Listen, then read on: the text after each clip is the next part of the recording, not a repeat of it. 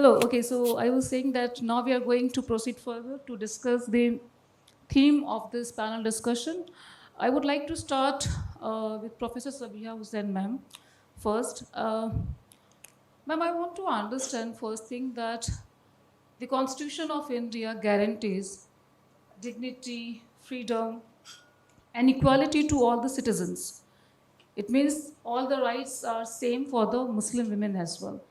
Similarly, Islam, I think, is the direction that women has the right to education, job, consent for marriage, property, inheritance.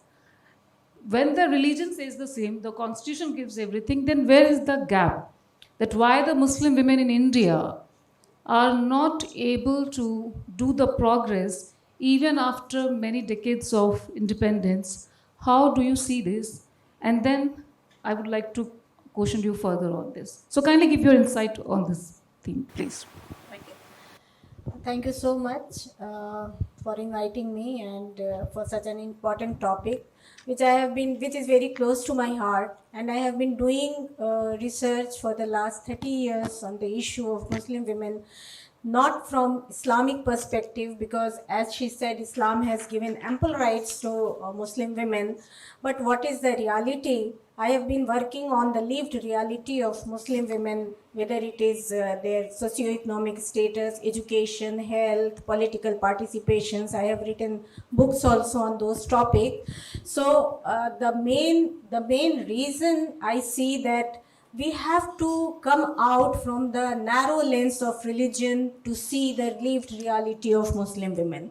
Muslim women का जहाँ तक ताल्लुक़ है, वो कोई गैब से नहीं आई हैं, वो भी इसी मुल्क की एक बाशिंदा हैं, एक सिटीज़न हैं, और उनकी जो मुश्किलात हैं वो आम औरतों की तरह ही है. लेकिन जब हम मुस्लिम औरतों की बात करते हैं, उनके सोशियो इकोनॉमिक स्टेटस की बात करते हैं, उनके सिटीज़नशिप के राइट की बात करते हैं, तो बस हम जो एक डिस्कोर्स, पॉलिसी डिस्कोर्स और जेंडर डिस्कोर्स होना चाहिए, इंटरसेक्शनलिटी फ्रेमवर्क होना चाहिए जो देखने का, वो हम कहीं गुम हो जाते हैं और उसको सिर्फ और सिर्फ इस्लामिक नज़रिए से, रिलीजन के लेंस से देखने लगते हैं. रिलीजन ने क्या कहा है, क्या नहीं कहा है, बहुत अच्छा है.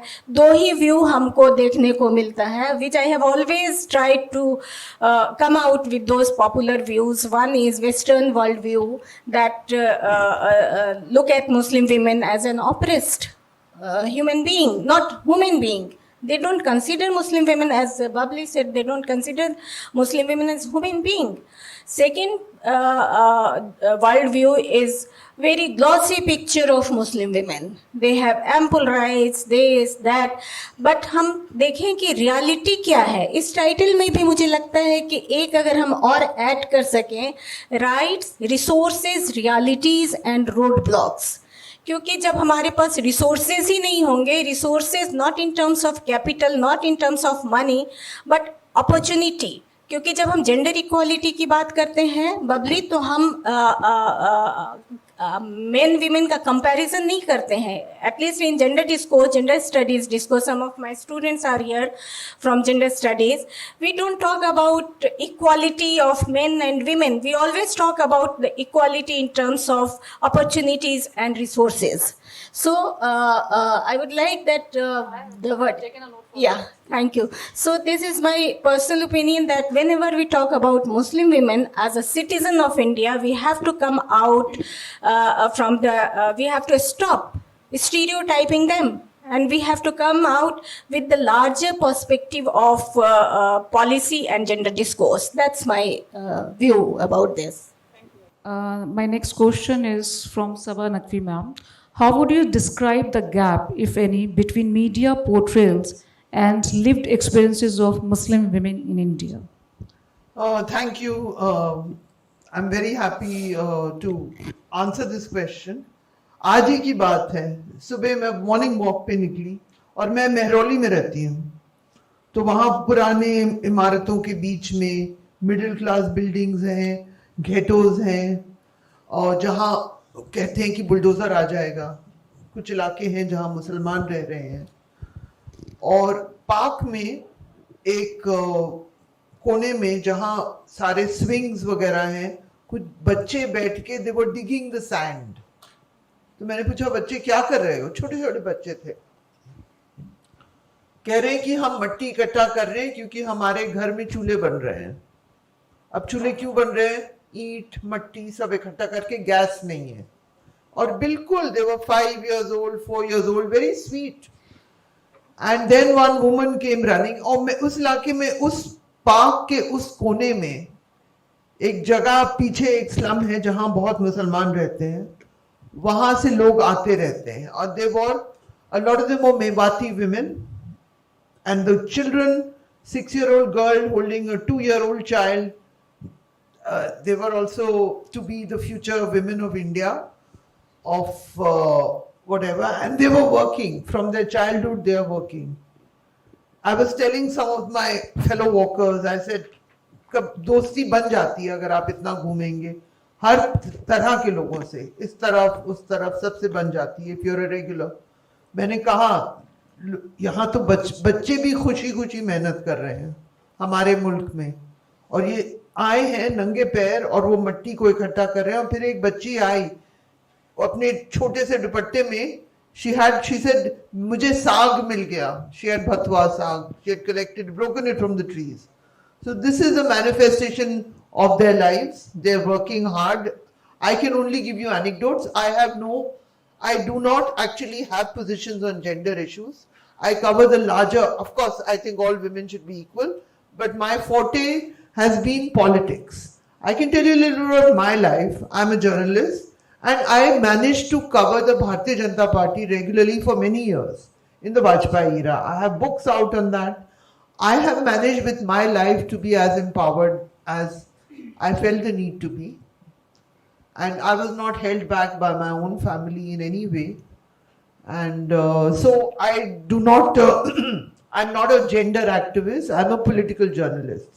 I will just say one thing, that the men cannot be separated from the women. If bombs are falling on Iran, they are falling on everybody there, children, women, men. If laws are being framed, if people are losing their rights to vote, it is happening to everyone. There is not a gender segregation there. In fact, some reports say it could be happening more to women in one part of the country. You said not to get political, so I will avoid that at this time. But the newspaper reports are saying that.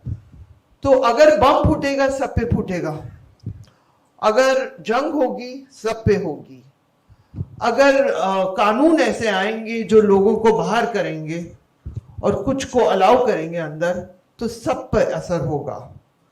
उस बीच में हम अपनी दुनिया में जितने भी equality, generosity, sisterhood, brotherhood, as long as we bring that all into our own lives, it is a good thing.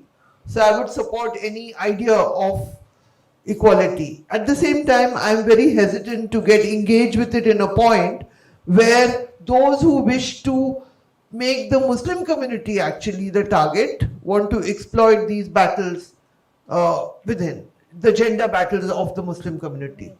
So since you have invited me, Bubbly, I'm putting my perspective on it. Huh? You know, that I also don't think it is the defining issue of my life. The defining issue of my life is justice for everyone, is to see education for everyone, to see rights for everyone, equality for everyone. And then only would I go on to the next stage. But thank you so much for having me. Very.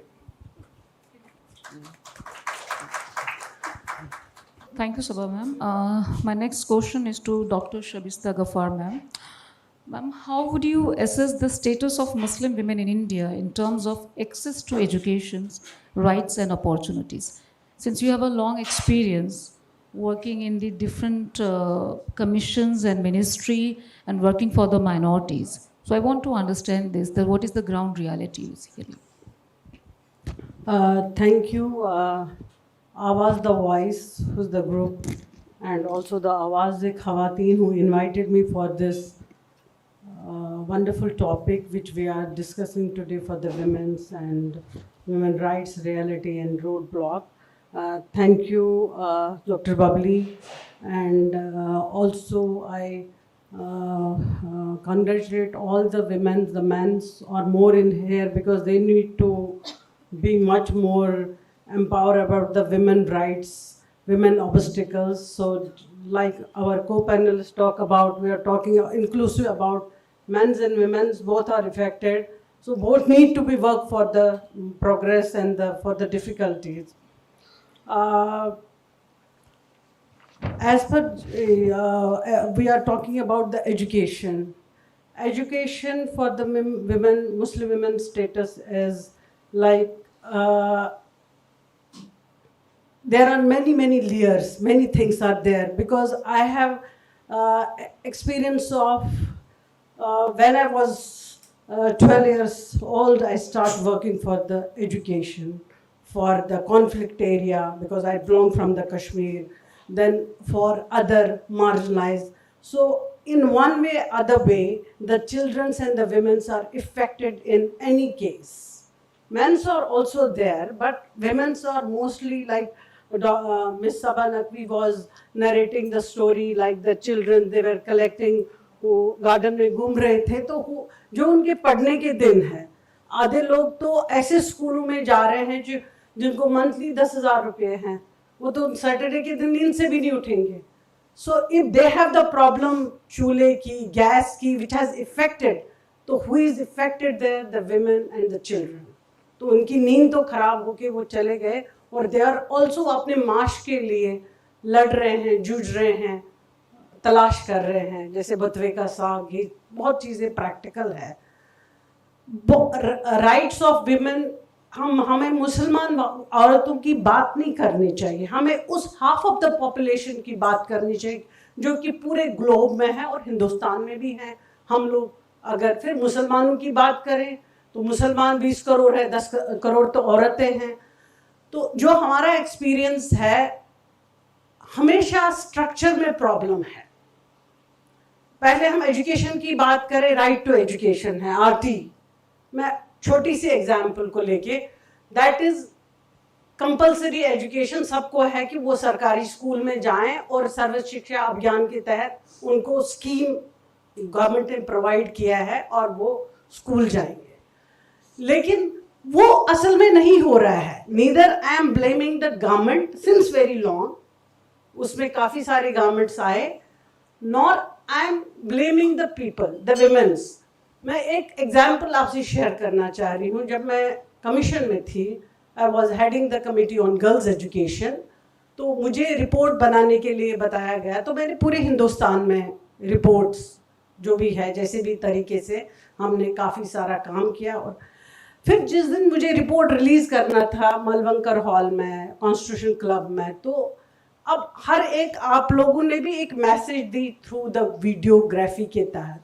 तो जो gist of my, जिसमें मैंने 180 recommendations दिए, पूरा intensely education को, pre primary को लेके higher education तक, क्या क्या प्रॉन्स एंड कॉन्स है जिससे विमेन एजुकेशन से बाहर है, क्यों है, रीज़न क्या है. तो जो मैंने वीडियो फिल्म बनाई थी वो 1.5 मिनट की थी. It was not more than that. हमारे बिल्कुल लगे हुए, दिल्ली से लगा हुआ एक स्टेट है हरियाणा. हरियाणा का एक गांव है मेवात. तो वहाँ मैंने बहुत काम किया, और हमने एक बारी देखा कि औरतें दूर से पानी ला रही है, लड़कियाँ. तो हमें उनसे पूछा, आप पानी, तो वो 2 किलोमीटर के लिए एक गड्ढे में एक तालाब था जहाँ पे भैंसें भी नहा रही थी, और वो औरतें कपड़े भी धो रही थी, बच्चों को नहा रहे थे, पानी लेके जा रहे थे. स्कूल का टाइम था, वर्किंग डे था. हमने कहा हम तो 2 घंटे लगते हैं आने जाने में, तो स्कूल का टाइम तब तक चला जाता है. तो उनको कौन चीज़ रोक रहा था एजुकेशन के लिए? एक्सेस ऑफ बेसिक नेसेसिटी जो वाटर है, पानी पीने के लिए नहीं था, नहाने के लिए नहीं था. तो इस तरीके से जो स्ट्रक्चरल प्रॉब्लम है ओवरऑल, इट्स नॉट वन कि फिर हम उसको वो सबके लिए हैं. और अब जहाँ पे हमें लगता है कि अर्बन और रूरल में अलग अलग प्रॉब्लम्स हैं, मुसलमान खवातीनों को जो एजुकेशन में नहीं है. सपोज एक बात करना चाह रहे हैं, एक प्रोजेक्ट मैंने किया नॉन टिम्बर प्लांटेशन का, वो भी मैंने कश्मीर में किया. ऊडी बहुत एक रिमोट एरिया है, और वहाँ पे हमने किया, वहाँ पे वो लोग जैसे क्यूमिन, नॉन टिम्बर प्लांटेशन के लिए हर्ब्स वगैरह विमेन सुबह जाके जंगल में कलेक्ट करती है। वो कितने घंटे दे रही है? 10 घंटे ऑफ टाइम। वो बहुत दूर जाती है और वहां से लाके जो मीडिएटर होता है उसको वो पैसे दे देती है, मतलब वो माल देती है, वो पैसा देता है। Same women who is in Delhi और हु इज इन मुंबई, वो डोमेस्टिक हेल्प के लिए जाती है कहीं पे, वो भी उन 10 घंटे जाती है, वो महीने का 15,000 20,000 कमाती। एंड जो वनरेबिलिटी जितनी है, जितनी अपॉर्चुनिटी आपके पास है, हम उनको पढ़ाते हैं। जिनके पास अपॉर्चुनिटी ऑफ रिसोर्सेज नहीं है, इकोनॉमिकल हर्डल में बिल्कुल नटशट में बताना चाह रही हूँ जो क्वेश्चन आपने बताया, it's a poverty whether she is a Muslim और she is not a Muslim. वो गरीब का बच्चा है, वो उसको एक्सेस नहीं है, वो नहीं पढ़ता। अब आरटी की बात है, कुछ ऑर्गेनाइजेशन मैंने देखी है जो आरटी पे बहुत अच्छा काम करती थी, बहुत कॉर्पोरेट लेवल पे IIM पास आउट थे, तो उन्होंने जो लोगों को ये भी नहीं मालूम था कि गरीबों को झुग्गी झोंपड़ों में कि हमें मुफ्त एजुकेशन मिलता है, तो उनने एडुकेसी का काम करके बहुत सारे ऐसे बच्चों को जो फर्स्ट लर्नर्स थे, जो पहली जनरेशन थी, उनको एडमिशन दिलाया गया उन स्कूल्स में जहां पे Kota of 25% for weaker sections के लिए होता था। तो इस तरीके से हर एक को पढ़ने की जरूरत है और हर एक लेयर में काम करने की जरूरत है।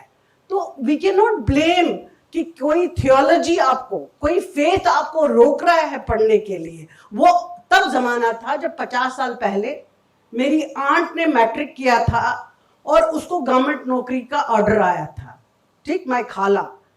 तो उसके हस्बैंड ने बोला बिल्कुल नहीं जाना है, इसको नौकरी ही नहीं करना है। देन माय फादर इंटरवेन कि ये अच्छा है, नौकरी करेगी, इसने पढ़ा है। तो वो पहली ख्वातीन थी जो कि नौकरी करने गई और उसके बाद उसका फादर 30 साल के बाद मेरे फादर से कहा मेरा डिसीजन उस वक्त ठीक था कि गलत था।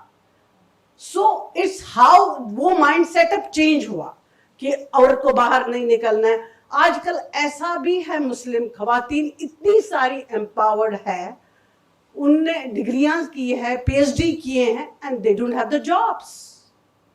सो अब हम ये नहीं बोल सकते हैं कि पढ़ने के लिए इस्लाम रोक रहा है, पढ़ने के लिए हमारा कॉन्स्टिट्यूशन रोक रहा है। Article 14, 15, 21 everybody has the right. तो आर्टिकल 29, 30 जो माइनॉरिटी एजुकेशन इंस्टीट्यूशन एस्टैब्लिश करना है, जहां पे जो अपनी मर्जी से करे, वो अपने तरीके से उसको एजुकेशन को इम्पार्ट करना चाहे, वो सहूलतें भी है। तो it will be lengthy one, so may be she can ask me another question so I can continue. Thank you so much. Thank you, ma'am.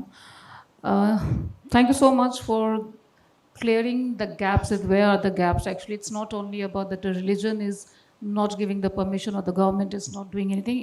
Because of the basic structural problems, even the policies are not able, the idea of policies or the information of the policies are even not able to reach to the women. And even if they have this information, because of this basic requirement of the families and setup, they are not able to get the benefits of all sorts of policies and I would say the benefit they should have. So this is something very critical. We need to think about it, because we are always, I think we keep talking a lot about the internal reasons and the external forces that why the status of Muslim women in India is not good, but nobody really talks about that there are certain problems in the structure and we need to work on this. So thank you so much, Shabishta ma'am, for this insight. Now I would like to move to Firdaus ma'am. Since you come from a legal background, so this question is going to be related to the legal and related to legislation as well. I would like to ask you, I would like to begin first question from you like this. Are existing legal remedies accessible to marginalized Muslim women, especially those are from economically weaker backgrounds, or not? What is your experience? What is your idea is on this particular issue? Thank you. First and the foremost, thank you so much for inviting me. And thank you to everyone who is sitting here, because Saturdays normally are kind of off days of family, days for the family. So you are here, and that too for the women. So your question, whether the law, the legal remedies, how much is it accessible? Okay. See, I will tell you something. Ours is a country which has the maximum number of laws for the women. हम वकील बहुत ज़्यादा बात करते हैं, बहुत ज़्यादा बोलते हैं, तो शायद मैं ज़्यादा बोलूं तो आप मुझे रोक दीजिएगा. Anyways, so this country has maximum number of laws for the women. At the same time, I believe, and what I have read and experienced, that Islam was the only religion which actually provided for legal remedies in respect to the women, be that inheritance or even the matrimonial issues.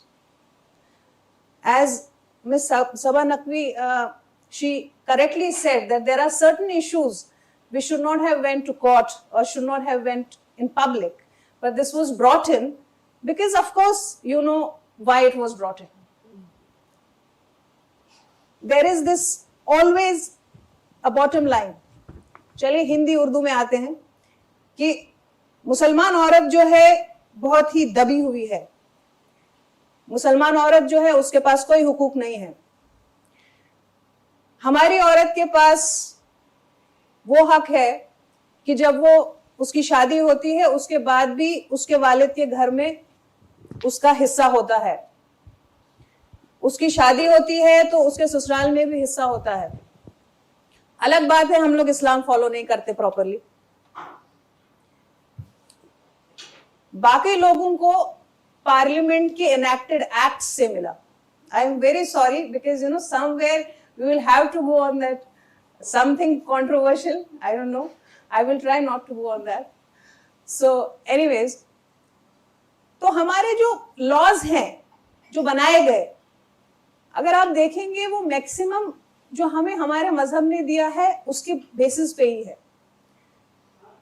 अब बहुत सारे लोग जो हैं ये, अगर आप कह रहे हैं कि कितना एक्सेसिबल है वो उनका लीगल रेमेडीज वगैरह, मैं आपको बताऊं कि प्रॉब्लम ये नहीं है कि हमारी औरतों को पता नहीं है क्या लॉज हैं, या वो इतनी बेदार नहीं है कि वो कोर्ट कचहरी जाए या अपने राइट्स के लिए बोले.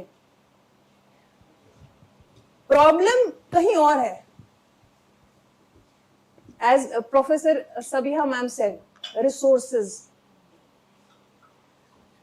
व्हाट आई हैव एक्सपीरियंस्ड कि आपको भी पता होगा हमारे यहाँ पे होता है कि कुछ नहीं तो कुरान शरीफ पढ़ा देते हैं लड़कियों को. अब उसमें भी एक बड़ी प्रॉब्लम है. जब कुरान शरीफ पढ़ाते हैं तो उसमें ऐसे पढ़ाते हैं यूं यूं अलिफ लाम मीम ज़ालिकल किताब, उसमें नहीं बताते हैं कि क्या है मतलब इसका. ये नहीं बताते हैं कि क्या हुकूक है, क्या राइट्स हैं, क्या करना है, इस्लाम क्या बताता है. उसमें बोलते हैं कि लड़कियों को घर के काम करने, लड़की बाहर नहीं जा सकती. यहाँ तक कि बहुत बार कोर्ट में मेरे पास सामने बहुत सारे लोग आए, हाँ आप बहुत अच्छा बोलती हैं, बहुत अच्छा केस लड़ती हैं, मगर ये आपके ऊपर अच्छा नहीं लगता, और वो भी आप स्कार्फ पहन के कोर्ट में जाती हैं. कई कॉन्फ्रेंसेस में मुझसे बहुत लोगों ने ये कहा. और उसका एक विपरीत कि एक नॉन मुस्लिम आके मुझसे कहता है कि ये, तो यहाँ पर आप ये समझिए ना, मुसलमान ने मुझसे कहा आपके ऊपर ये सही नहीं लगता, और उसके अपोजिट में एक नॉन मुस्लिम लेडी मुझसे आके कहती हैं कि आप बहुत अच्छा बोलती हैं, आप बहुत ही आपको बहुत एक्सपोजर है, आप बहुत ये है, मगर आपको स्कार्फ नहीं ओढ़ना चाहिए. है ना. तो यानी कि दोनों ही जगह पे कहीं ना कहीं. So today all of us sitting here, and it's very good whatever topic you have taken. औरत तो दबी हुई थी, मगर हमारे साथ एक और स्ट्रगल है. हम मुसलमान भी हैं. हम लोग अल्लाह का शुक्र करते हैं मुसलमान हैं, बट इसका मतलब हुआ कि दो चीजें हमें प्रूव करनी पड़ती है, दो चीजों से स्ट्रगल करना पड़ता है. I am sorry, I think I डिसरेड, but I am using your platform. आपके सवाल पे आती हूं मैं। Before that I will say this कि हमें मेहर का राइट दिया गया है। Unfortunately I met so many women. I have been associated with so many NGOs and I hope to get associated with your NGO also.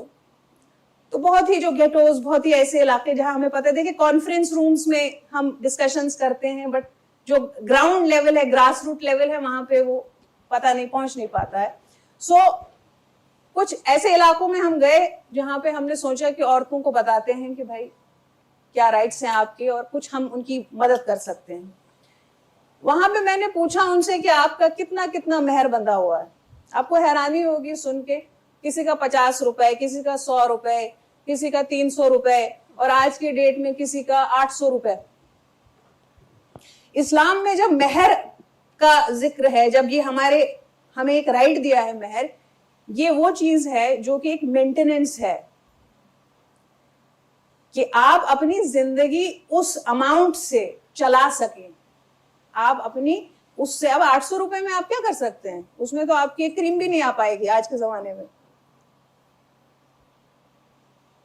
Problem एक और है, और जिसको मैंने अपने घर में करेक्ट करने की कोशिश की। हम अपनी बच्चियों को डिसीजन नहीं लेने देते हैं, हम उन पे डिसीजन थोपते हैं। बेटे ये तो मेहर तो इतना ही होना चाहिए और ये है और फलाना ढिमकाना है और वगैरह। अब आप वो लोग डिसीजन क्यों नहीं ले सकते हैं? क्योंकि आपने उनको उस हिसाब से एजुकेट ही नहीं किया। हम लोगों के घरों में प्रॉब्लम है।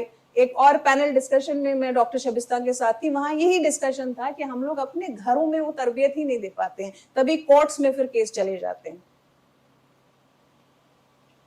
तो अगर हम मेहर को, मेरे वालिद ने जब मेरा मेहर मुझसे पूछा और मैंने उनसे कहा तो मेरा है 786 kilos of gold.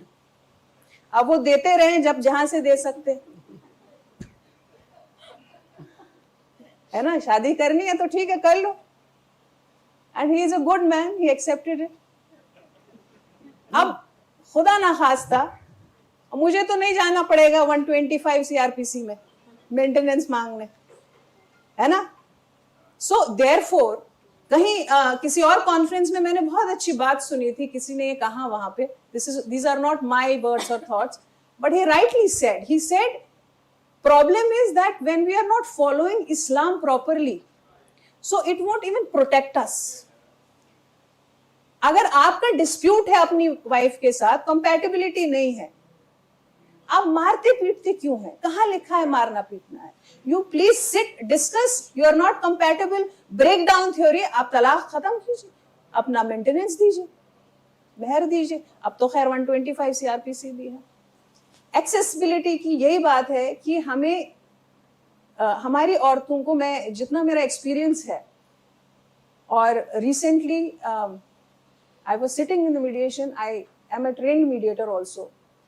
In a day's time, almost there were 46 or 47 matrimonial disputes, out of which I was surprised to see that almost 24 or 23 matters were of Muslim women. And these women were aware of their rights. वो बहुत खुल के उनसे कह रही थी अपने husband से, भाई ठीक है, अगर आप हमें इतना नहीं देंगे, या आप हमें अपने साथ घर नहीं ले जाएंगे, या आप हमें अलग से वो घर नहीं देंगे जहां सास तंग कर रही है, या आप हमारे बच्चों को मेंटेन नहीं करेंगे, तो हम आप पे ये केस लगा देंगे। So it is not that awareness is not there, awareness is there. So why I actually want to break this stereotype कि हमारी औरतों को नॉलेज नहीं है। और ये वो औरतें नहीं है कि जो कि जो है किसी बहुत ही एजुकेटेड फैमिली से हैं, या नहीं, बहुत ही निचले तबके से हैं। प्रॉब्लम ओनली इज डर, वो है सोसाइटी का। उनको लॉज भी पता है। एक वुमन जो थी, एक औरत जो थी, वो 20 साल से उसके घर में जब वो खाना बनाती थी तो वो एक रोटी जो है वो चूल्हे के नीचे डाल देती थी, गैस चूल्हे के नीचे, क्योंकि खाना सब खत्म करते थे, बाकी जो बचता था वो फ्रिज में रखते थे, और उसके जो इन-लॉज थे वो उसमें तल लगा देते थे फ्रिज में। उस बेचारी ने 20 साल ये बर्दाश्त किया, 18 साल 19 साल, जब उसका बेटा कॉलेज जाने लगा, कॉलेज में उसके हस्बैंड ने उसका एडमिशन कराया, so she reached to my office and she said, madam मुझे अब डिवोर्स चाहिए, मेरे बेटे का अब कॉलेज में हो जाएगा, अब मुझे कोई परेशानी नहीं। तो for the sake of the son उसने इतने साल बर्दाश्त किया। तो अल्टीमेटली इट इज नॉट कि हमें लॉज नहीं पता। अब तो मतलब पहले तो होता था ठीक है, अवेयरनेस कैंप्स हो रहे हैं, बाकी चीजें, किसी से बात पता चली, किसी बहन ने बता दिया, रिश्तेदार ने बताया, अब तो सोशल मीडिया पे खुल के सारे लॉज वगैरह सब है। Only thing is that because of the fear of the society they are not coming forward.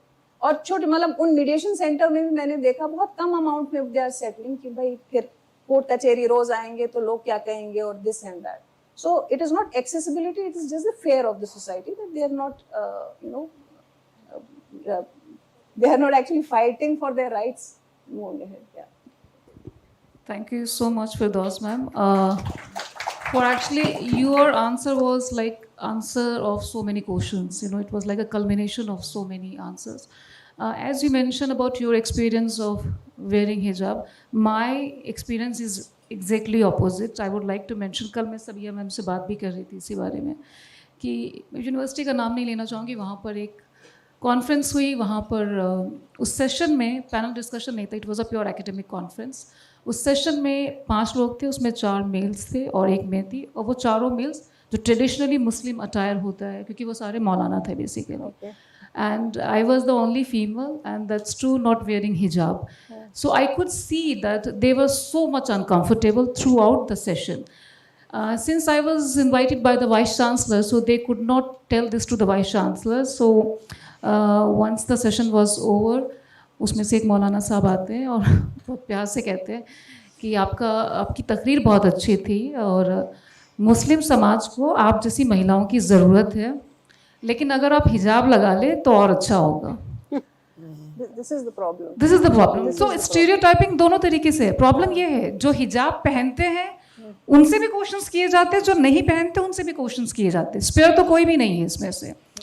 अब थोड़ा गुस्सा भी आया, लेकिन एक उम्र का भी लिहाज, मैं कहूँगी, मैं उम्र का लिहाज औहदे से ज़्यादा करती हूँ, तो मैंने सोचा अब क्या कहूँ। मैं तो एक बात कही, उन्हीं के सेंटेंस को मैंने डिफरेंट टोन में रिपीट कर दिया। मैंने यही कहा सिर्फ उनसे कि मौलाना साहब, मुझे भी यही लगता है कि मुस्लिम समाज को मेरी जैसी महिलाओं की ज़्यादा ज़रूरत है। अब मौलाना साहब मतलब वो ना उनसे इसका जवाब देते बने हैं, लेकिन मैं एक यहाँ पे इस इंसिडेंट को इसलिए मेंशन कर रही हूँ कि कई बार आप बहुत सॉफ्टली लेकिन असर्टिवली भी अपनी बात कह सकते हैं। और देखिए इसका फ़र्क ये हुआ, 2 महीने के बाद मौलाना साहब ने अपने इंस्टीट्यूशन में मुझे लेक्चर के लिए बुलाया था। So what I want to say, not always you need to be very aggressive, because अगर एक तो विमेन, ऊपर से मुस्लिम विमेन, और अगर आप बहुत हर जगह, अगर मुझे लगता है कई बार हम बहुत आर्ग्यूमेंट करें तो जो हम किसी का माइंड चेंज कर सकते हैं वो भी शायद करना मुश्किल हो जाएगा। सो मिडिल पाथ भी होना चाहिए, but if it is required to do argue, one should go for that, but not essentially I believe that we need to be very aggressive in our arguments. तो ये आपके incident से मुझे याद आया कि हम सबकी अपनी अपनी कहानियाँ हैं एक्चुअली यहाँ पर। आई थिंक सबिहा मैम की अपनी एक जर्नी, सबिहा मैडम और हम क्योंकि दोनों JNU से हैं, लेकिन हमारी जनरेशंस बहुत अलग है। Sabiha madam I think 90s में, आई बिलीव 90s में आप रही होंगी जी, मैंने अभी की है PhD। मैं आपसे ही सवाल पूछना चाहूँगी, हालांकि ये सेम सवाल शायद मैं अभी बाकी लोगों से पूछूंगी, rather than questioning the more theoretical question. आपकी जर्नी, बिकॉज आई बिलीव हर विमेन की जर्नी बहुत मुश्किल है, हिंदू मुस्लिम सिख ईसाई, विमेन की लाइफ इजी है ही नहीं, first of all. But since the panel discussion is based on Muslim women, so we are focusing on that. But generally I believe कि मुस्लिम विमेन के अपने ज़्यादा हर्डल्स हैं, लेकिन विमेन के हर्डल्स तो सभी के हैं। आपने जब JNU में एडमिशन लिया होगा, आपका किस तरीके की, जिसे कहते हैं स्टीरियोटाइपिंग कहे या कॉन्सेप्ट्स कहे या ट्रीटमेंट्स का सामना करना पड़ा? बिकॉज उस टाइम पर आई थिंक JNU में 90s में मुस्लिम विमेन, मेरे बैच में आई रिमेंबर मुझसे 3 बैच ऊपर 3 बैच नीचे और बैचमेट में कोई मुस्लिम नहीं था JNU में। तो आई बिलीव जब आप रही होंगी तब तो शायद और भी मुश्किल रहा होगा। And I am talking about my centre CHS, because language department में शायद फिर भी मुसलमानों का थोड़ा ज़्यादा एडमिशन मुझे लगता है, लैंग्वेजेस की वजह से अपने प्रेफरेंस। और दूसरी बात, JNU के अलावा as a teacher, as an academician, when you establish yourself in the university, so what kind of challenges you faced from your colleagues, from students, from the society in general? So I want to know about your journey as a Muslim woman, that how easy or how difficult it was? I think you can, because I don't want to be judgmental that whether it was difficult or not. So if it was easy, please tell us. If it was difficult, please tell us both. Thank you. मेरी journey इन्होंने कहा है, बबली ने, मैं अपनी journey बताऊं और क्या क्या चैलेंजेस मैंने फेस किया है. I came to JNU in mid-80s from a very small town of Bihar, where sending girls for education to acquire education to JNU was unimaginable. Imagine ही नहीं कर सकते थे कि हाँ कोई इतने छोटे से कस्बे की लड़की JNU जा करके, जहाँ मशहूर था कि वहाँ बहुत फ्री मिक्सिंग है और सिगरेट शराब वगैरह वगैरह सब चलता रहता है, वहाँ पे आ करके स्टडी करना, it was a big challenge for me. It was a cultural shock as well as academic struggle, and you know the but I must Allah मग़फ़िरत करे मेरे पेरेंट्स की. मेरे पेरेंट्स ने कहा कि नहीं, she has stopped the university and she will go to study. I know that resources were very limited and we were 5 sisters, all of us were getting education, so sending for a very middle class man in a government job, you know, if you are honest, you are always hand to mouth. तो उस इसमें भी मेरे अब्बा ने हमको भेजा वहाँ JNU में, और JNU में आने के बाद आप यकीन माने, I was the first Muslim girl from Bihar. अभी भी मेरा रिकॉर्ड है कि 80s में, अच्छा, the girl who always cries because it was a cultural shock. I never saw a woman smoking. I never saw a woman riding bike. So I just hold my brother's arm and I said कि no, I'm not going to stay in the hostel. यहाँ लड़कियाँ cigarette पीती हैं, यहाँ bike चलाती हैं, मुझे डर लगता, भाईजान मुझे ले चलो यहाँ से. So that was the journey, you know. And but I must say that if you have talent, if you have decided to do something in your life, कोई हर्डल आपको रोक नहीं सकता है, कोई दीवार, कोई ऐसी चीज़ नहीं है जो आप नहीं क्रॉस कर सकते हैं. मैंने मास्टर्स किया, फिर मैंने MPhil में एडमिशन लिया, और सपोर्ट हमेशा हमारे टीचर्स का, because they all know that I am from a Hindi background, I have language problem, so they all supported me. I am thankful to all my teachers, R.K. Jain, Yogender Singh, T.K. Oman, who is no more, Professor Nandu Ram, Professor Panini. All of them were so cooperative and so friendly with me. Whenever a boy used to say me, hello, how are you, Sabiha? It was, you know, I was very scared. Why he is talking to me? The way we are being socialized, कि भाई लड़कों से बात नहीं करनी है ना, एक टैबू है लड़कों से बात करना. तो उस वक्त में जो ये चीज़ें थी, स्ट्रगल तो रहा, लेकिन I achieved a lot, you know, with the support. What I want to emphasize that if you have support, institutional support or familial support, you are going to overcome all those challenges. My father, my parents, my mother, my father, my brother, you know, अभी इन्होंने कहा ना कि हम आदमियों से लड़ाई नहीं करते हैं, है ना, हम एक ही गाड़ी के 2 पहिए हैं, अगर एक पहिया ठीक से नहीं चलेगा तो गाड़ी टेढ़ी हो जाएगी.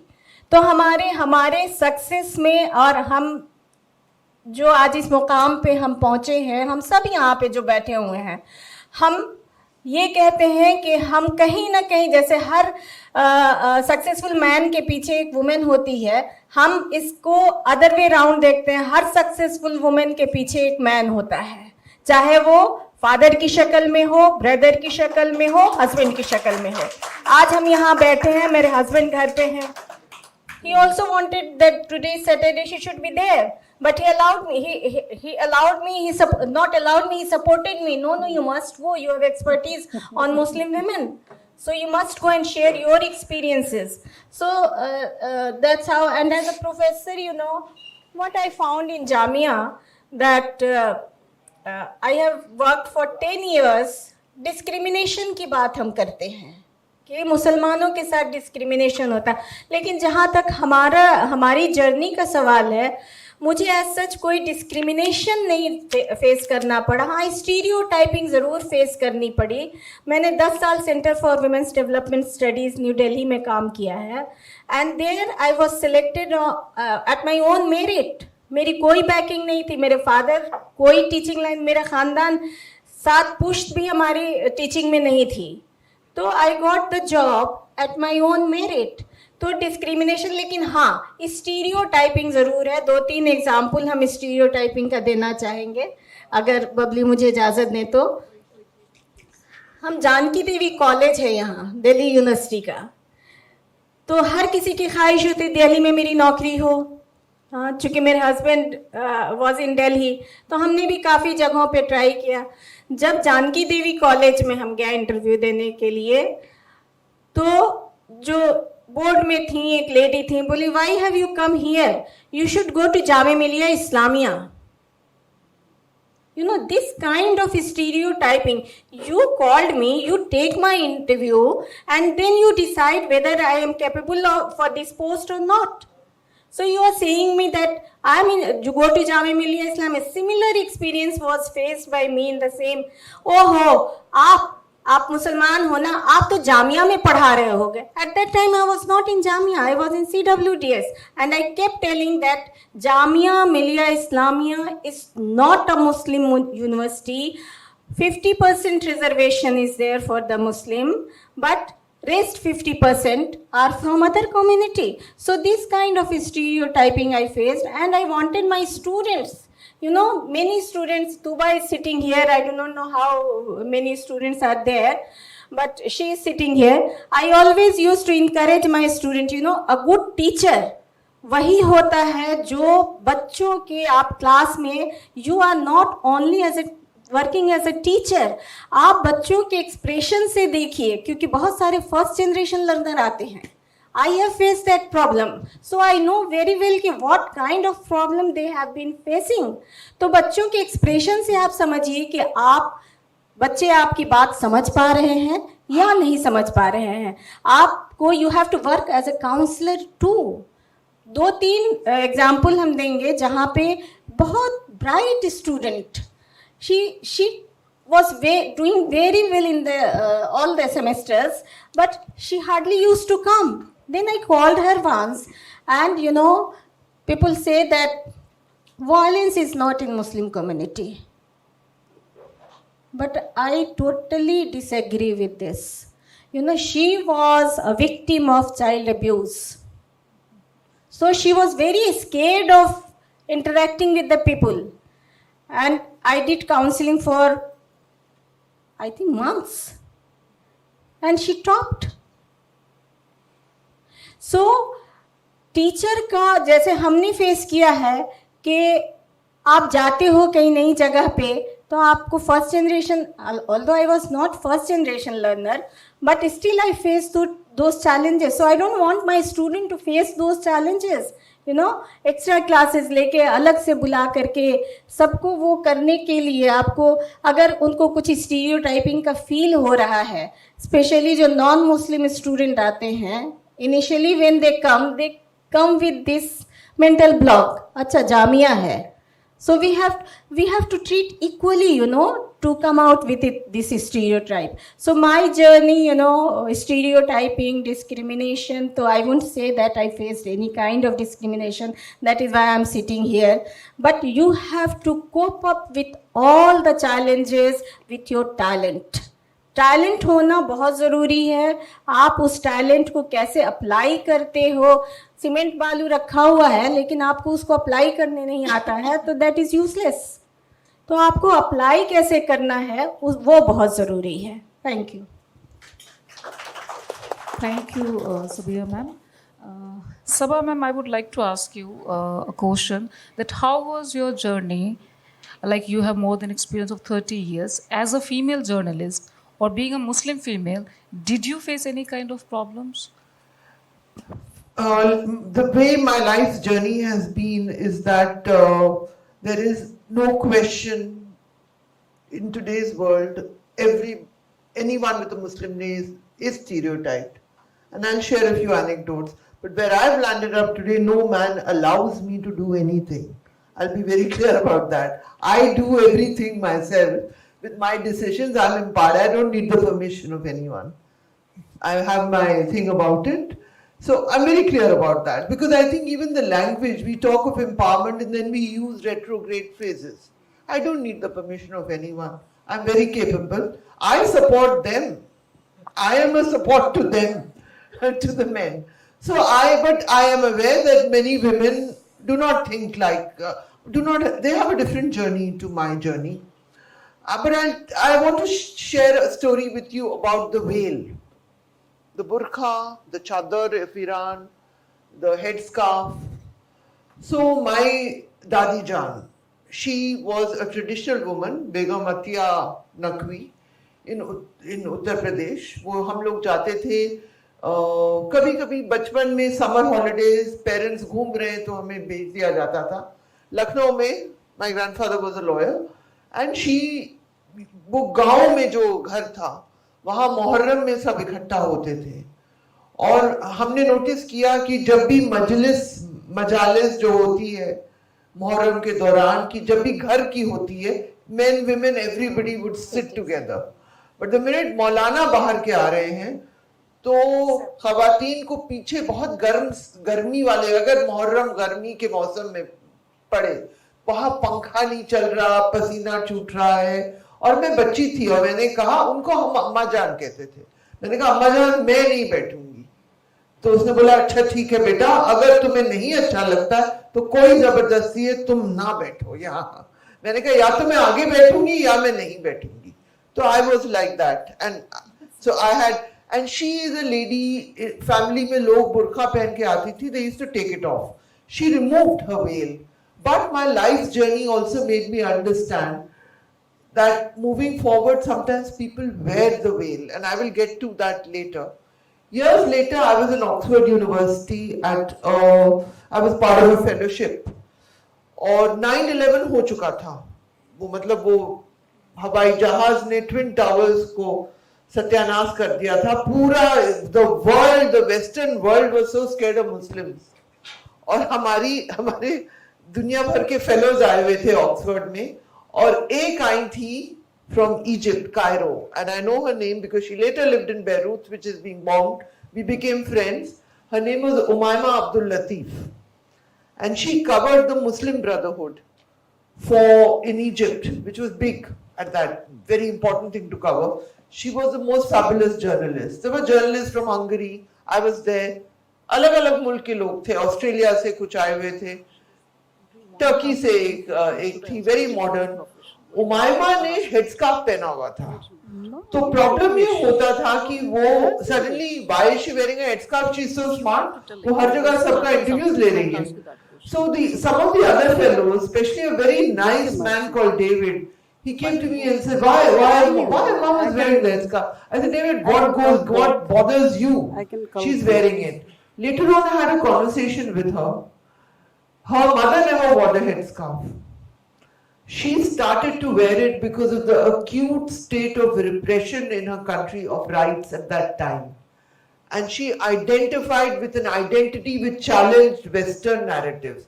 That was her reason for wearing it. She was a very empowered woman. And as I've said to you, she worked in a newspaper where Edward Said wrote. It was not an ordinary thing. She covered a Muslim Brotherhood. This was a fabulous journalist. She chose, not because her family forced her to, she chose that. Anyway, that is her story, because in the Middle East or West Asia, people have their own paths.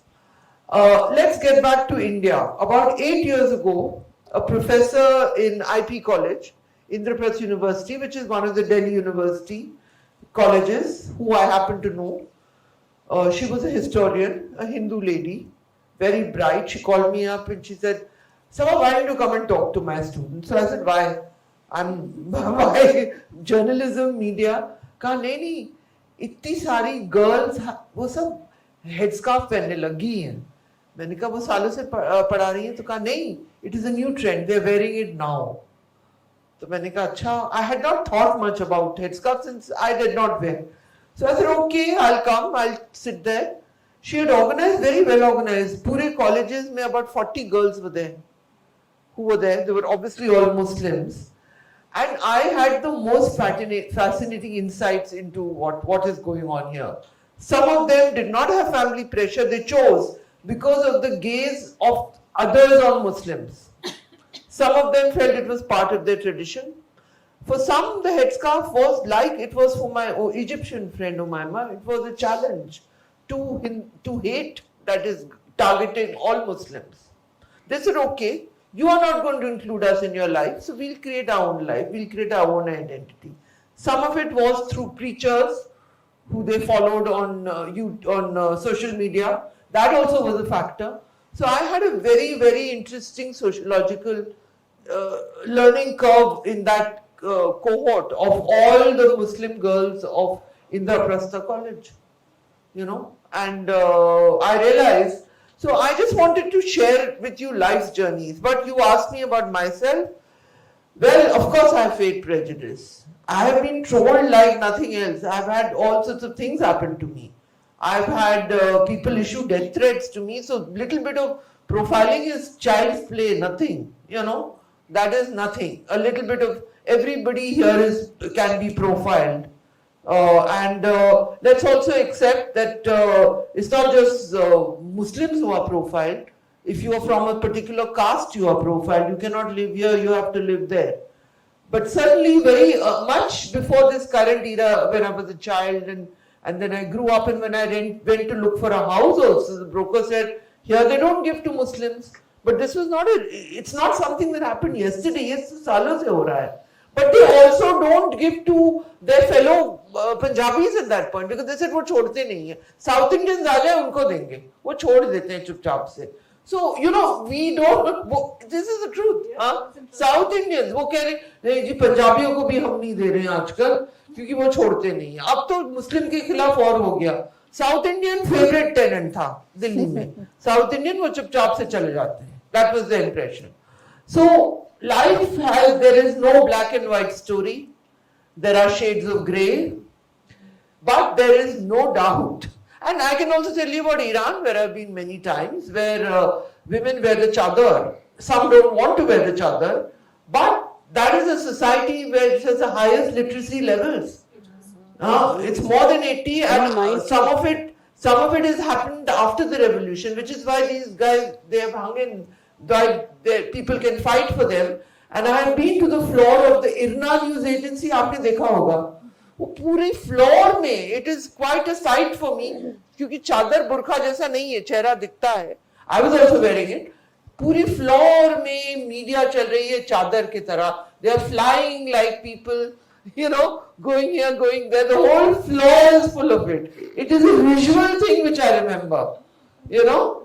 So it was like a sight, and they were all journalists. So let's not get trapped in stereotypes. People face a lot of challenges in life. But where I've reached right now, I'm very blessed. I can support a lot of people. I can speak up for their fights and their rights. But I need permission from no one to do that. Thank you very much. Thank you so much, Sabha ma'am. Actually, what you replied, I actually wanted to ask two questions, but because of the paucity, I did not ask. That what kind of stories, you know, stayed with you for a long time? I think what you were describing, it was more like that, and then your own experiences also. So thank you so much for giving not only insights, but the stories you shared. It's because sometimes I believe that being a journalist, it is difficult, definitely. Being a Muslim woman, it must have been. But since you are very powerful, so probably, I believe so. I believe so. So it was like if any other women, like, because since childhood you just told about the story of being, you know, in the child कि आपने मना कर दिया कि अगर पीछे नहीं बैठना है, आगे नहीं बैठना तो पीछे भी नहीं बैठे. So this kind of spirit really helps you out, right? तो वो जिसे कहते हैं बचपन से ही कुछ हमारे traits नजर आ जाते हैं. And I'm very happy कि आपने अपने लिए बिल्कुल सही profession चुना, because ऐसे journalist की बहुत ज़रूरत है. Now I would like to move to Shabista ma'am. It is also going to be the culmination of both the questions, since we're really running out of time. I'm sorry, but being the moderator, I need to say this, that what was your journey like, ma'am? And kindly combine with this question, if you can, in the short span of time. If you had to recommend 3 immediate actions for stakeholders, government, educators, and communities, what would they be? Thank you. Thank you so much. Sometimes when we are as a panelist, we get lot of answer of the questions and the question raised there, but the topic is there. As Professor Sabia was telling that she came from Bihar, और मैंने बिहार काफ़ी गई हूँ, काफ़ी लोगों से मिली हूँ, औरतों से मिली हूँ, काम किया है कि she was sharing her experience कि जब वो JNU आई और उसने अलग तरीक़ा का माहौल देखा and it was a culture shock. 2 चीज़ें निकल के आती है उसी बिहार में जहाँ पे we have a lot of madrasas अभी के दौर में, सर्टिफाइड मदरसास, और वो बच्चों को आपके फादर भी उसी सोसाइटी में थे, वही इस्लाम फॉलो करते थे, तो उनका रोशन ख्याल था, वो अफोर्ड कर सकते थे. इस्लाम ने प्रोहिबिट नहीं किया, विजन ने आपको, फादर के विजन ने हायर एजुकेशन में, एंड शी इज माशाल्लाह एम्पावर्ड इन वेरियस वेज. तो इस्लाम इटसेल्फ कभी नहीं प्रोहिबिट करता है किसी को. ये चीज़ पहले हमें यहाँ यंगस्टर्स है, we have our own story, बहुत सारी चीज़ें हैं, जैसे सबा वाज टेलिंग कि it's not black and white, we have the grey shades, हमारी जर्नी ऐसे चल. बट अभी जो नैरेटिव से हम वर्ल्ड ग्लोबल, हम अपने कंट्री की भी नहीं बात करेंगे, यहाँ पे बहुत सारे यंगस्टर्स हैं, बच्चियाँ हैं हमारे साथ, और हज़ारों तादाद, लाखों तादाद through the means of media it can be circulated, हम लोगों को सुनेंगे. उसमें पहले ही हमें, जैसे अब मैं अपनी एग्जांपल दूँ, मेरे लिए बहुत कल्चरल शॉक होता था कि मैंने उस कश्मीर में जहाँ कॉन्फ्लिक्ट था, पहले जब मैं स्कूल जाती थी मैं स्कर्ट पहनती थी. मेरे फादर ने हमें हमेशा अपने साथ बिठा के न्यूज़, तब हम बहुत छोटे थे. दूसरे एक्सपीरियंस में सो आई वॉज गिवन सब कुछ, हम सब बहनों को, नॉट ओनली मुझे भी, जो मेरे साइड में नेबर्स थे, जो अलग अलग स्टेटस ऑफ क्लास से थे, सबको वो राइट था. स्कूल जाते थे, कोई स्कूल के बगैर नहीं था, पढ़ाइयाँ करती थी, और कभी तो ये डिस्क्रिमिनेशन नहीं था. हमारे यहाँ अल्लाह ने बहुत बड़ी नियामत दी थी, हमारे यहाँ मदरसे नहीं थे, हमारे यहाँ मकतब हुआ करते थे. तो मॉर्निंग में मैंडेटरी हमें कुरान शरीफ, और उस कुरान शरीफ को हमने पढ़ा. जैसे फिरदौस बता रही थी कि हमें पढ़ाया जाता है अलिफ लाम मीम, नहीं, हमें वैसे नहीं पढ़ाया. We need to discuss all the maulanas जो भी है, मधुनी साहब है, अशरफ अली जितने भी थे, तो हम घर में बात करते थे. अब औरतों की हुकूक आता है, उनके टॉपिक्स आते हैं, अगर उन चैप्टर्स को सूरह निसा, सूरह नूर और सूरह तलाक, जिस पे पूरा मुस्लिम विमेन का नैरेटिव हर जगह डिस्कस होता है, वो नहीं है. अगर आपने, आई एम सेल्फ सफिशिएंट, हमने भी बहुत सारों का एम्पायर किया, मुझे किसी ने हाथ पकड़ के कभी मेंटोरिंग नहीं किया, but I have been inspired by many people. But मेरी मर्जी जो थी, मेरे घर वालों ने कभी उस पे, तुम फीमेल हो, तुम कश्मीर से हो, तो जब हमने बात की स्कूल में, तो कहा भाई नहीं, अब तो हम बड़ी लड़कियां हैं, हम यूनिफॉर्म पहनती है सफ़ेद कलर की. तब मैं स्कर्ट नहीं पहनती थी, तब मैं बड़ी हो गई थी, आई वॉज इन 7th और समथिंग. तो अगर हम घर से निकले तो आपको एसिड लगाया जाएगा, तो वो कॉल आई है, पोस्टर्स आए हैं. मैं बहुत डरपोक थी उस ज़माने में, तो मैंने घर में मदर को बोला, नहीं वो तो कल नहीं जाने देंगे. My father was not there, वो कहीं और होते थे, तिजारत की वजह से वीकली आ जाते थे. तो हमारी मदर उन दिनों दूसरी वेल सब औरतें पहनती थी जस्ट. तो मैंने मदर का सुबह वो निकाला, पर्दा जो था, मुझे ये डर था कि मुझे एसिड लगाएंगे, मेरा चेहरा खराब करेंगे. जब मैं गई और वहाँ पे कुछ ने लाया था, कुछ ने नहीं लाया था, तो वापस आई तो मेरे फादर को मालूम पड़ा. तो ही वॉज अ पर्सन जो कि बहुत ही उसके खिलाफ थे, आपको नहीं लगाना है. उसने कभी प्रमोट नहीं किया बुर्का को। I want you to be mentally, और इस सबसे था, ऐसा नहीं था। So I was privilege. मैं अपनी जनरेशन की लड़कियों को, जो आने वाले, जो फेस कर रहे हैं, जिनको मैरिज करना है, जिनको, आप कुरान शरीफ को अच्छे से पढ़ लीजिएगा। कुरान में हर चीज है, अगर आप फेथ को फॉलो करते हो। नहीं करते हो कोई बात नहीं, हमारे लिए संविधान काफ़ी है, ग्लोबल सिटीजनशिप काफ़ी है। जैसे 200 साल से पहले फेमिनिस्ट मूवमेंट चला, और राइट फॉर वोट है, और बहुत सारी चीज़ें। तो हमारे इस्लाम में, अगर हम इस्लाम की बात करें, तो उसमें जो वो तो उन्होंने 1400 साल पहले कुरान में सब कुछ दिया है। और सबसे बड़ी बात मैं मुसलमानों से खासकर बताना चाह रही हूँ, दीन किसी की वरासत नहीं है। इस्लाम किसी मौलाना की वरासत नहीं है, किसी ऑर्गेनाइजेशन की वरासत नहीं है। शी हैज़ फेस्ड कि आप अगर कवर कर लेते तो बहुत अच्छा होता। मैं जब पब्लिक डोमेन में होती थी, मेरे पास हज़ारों में मजमा होता था जब मैं जाया करती थी पहले, तो मुझे एक बार किसी का फ़ोन आ रहा है, आपको पर्दा करना चाहिए, आप मौलानाओं के साथ बैठे हैं। मैंने कहा मौलाना से बैठे हैं तो हम उनको भी अनलाइटन करते हैं। सी, तो उसमें जो हमारे पास, I am not talking about bad, but the way they interpret the Quran, the right, वो गलत है।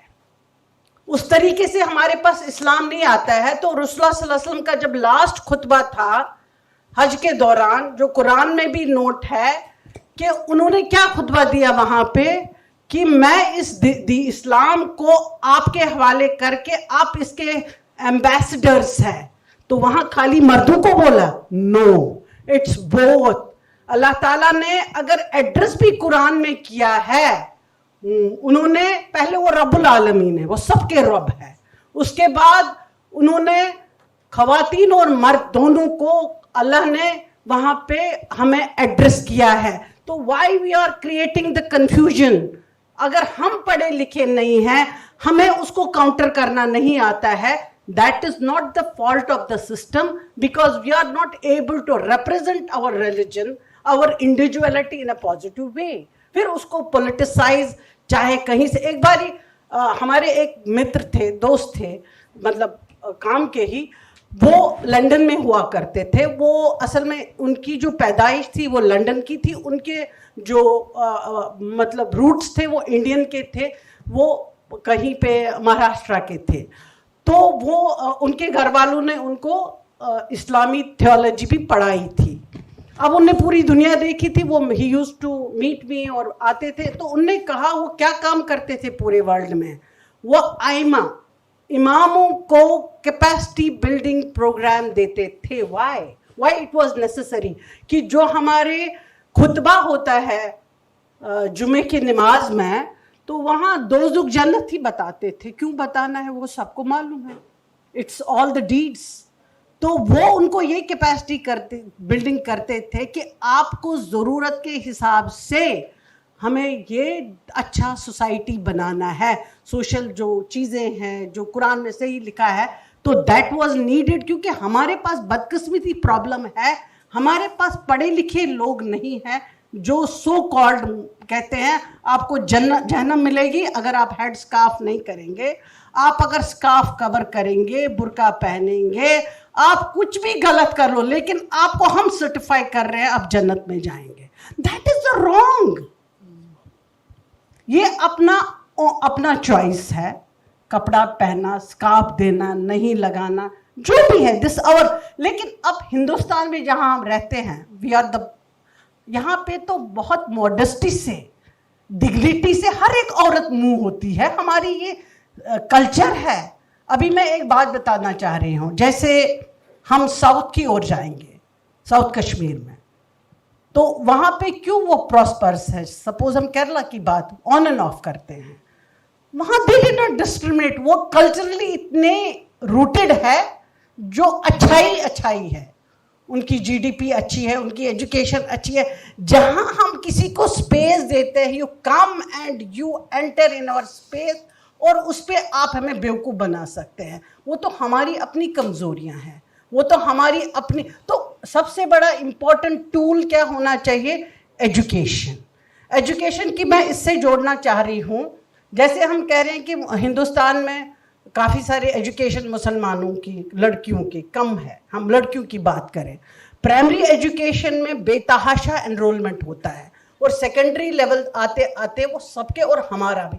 It's not only the Muslim of India, it's the global. जो आपके यूनेस्को ने भी अभी जो मॉनिटरिंग रिपोर्ट, उनका ग्लोबल मॉनिटरिंग रिपोर्ट, उसमें भी सब सहारा, लैटिन अमेरिका, बाकी जगहों पे भी वही सारी चीज़ें हैं, वही रीज़न है।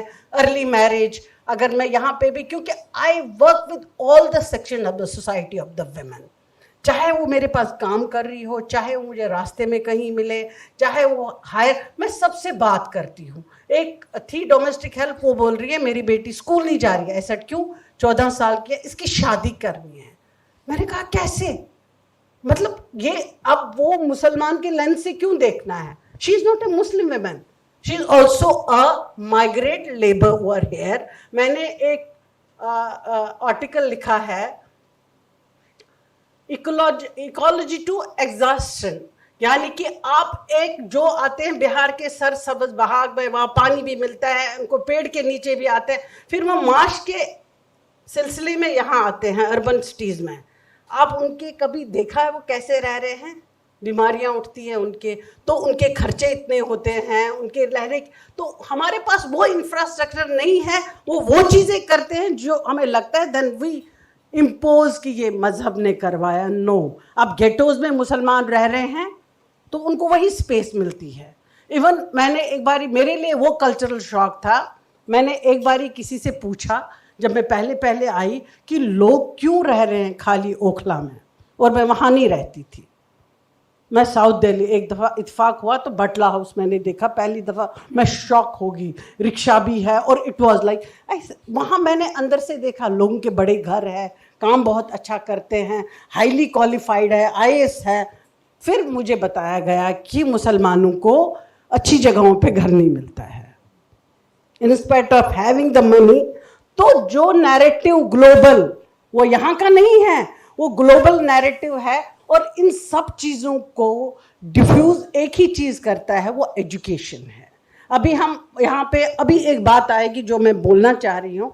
हम मदरसों की बात कर रहे हैं ना, अभी दिखा रहे थे आप, मदरसा की लड़कियाँ हैं और पढ़ रही हैं। 2008 में और 7 में, आई डोंट नो, मैं जब कमीशन के साथ थी और मुझे एक असाइनमेंट दिया गया एजुकेशन पे, वो it was also related to women girls madrasa पे ओवरऑल। तो फिर उसी के साथ कि बाकी जगहों पे होम स्कूलिंग क्यों हो रही है, आपको मालूम है? अमेरिका में, लंदन में, ऑस्ट्रेलिया में, कनाडा में, तो वहाँ पे इसलिए स्कूल होम स्कूलिंग हो रही है। हम कोविड की बात नहीं कर रहे हैं, हम कोविड की बहुत पहले बात कर रहे हैं। वो अपने बच्चों को, उनको भी कंस्ट्रेंट ऑफ मनी होता है, टाइम होता है, वो अपने वैल्यूज़ देना चाह रहे हैं, वो अपने जो जिस भी तरीके से, तो वहाँ मनाहित नहीं है।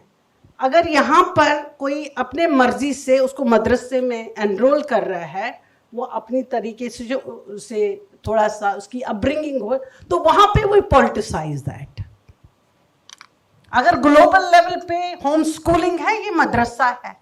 जब बेगम भोपाल थी जिन्होंने पहला मदरसा खोला भोपाल में, तो क्या खोला था वो? दरसगाह, जो मैं जहाँ मैंने पढ़ा है ना, कुरान शरीफ, तो वहाँ हमें मेन करिकुलम नहीं पढ़ा। और हमारे यहाँ अब ये थोड़ा सा मैं देख रही हूँ 4-5 साल से, मुझे ये भी नहीं मालूम था वहाँ मदरसा है। तो कोई NOS की कोऑर्डिनेटर थी, वो बता रही है कि हमने मदरसा की बच्चियाँ हैं, तो आई वाज शॉक्ड। तो वहाँ ड्रॉप आउट्स अगर हो रहे हैं और मदरसा की बच्चियाँ, I even was also the part of NOS में एकेडमिक काउंसिल की मेंबर रही, मैंने वहाँ पे कोऑर्डिनेटर थी for a long time, Madrasa education पे बहुत काम किया। लेकिन वही है कि अगर हम इक्वालिटी की बजाय इक्विटी की बात करें, जो हालात women empowerment, not through equality, not through education, but through equity. Equity है कि जहाँ जो माहौल है वो क्रिएट, वो इकोसिस्टम करना है, वहाँ पे कम्युनिटी लेवल पे गवर्नमेंट को भी उसको सपोर्ट करना है, तो वहाँ पे हमें उस पॉजिटिव सोच को लाके पॉलिसी में ज़रूर लाना है. Because I was talking to earlier with doctor Parveen, I ask आप लोग ये क्यों कंडक्ट करते हैं. शी ब्रीफ मी, हमने ग्रास रूट लेवल पे काफ़ी काम किया जो विच वॉज रिफ्लेक्टिंग, मगर पॉलिसी लेवल पे हमें नहीं मालूम है. We want to talk. तो पॉलिसी लेवल पे अगर पब्लिक, एक बात मैं और शेयर करना चाह रही हूँ. हैदराबाद में ये भी 2000 आई गेस 10 के करीब है.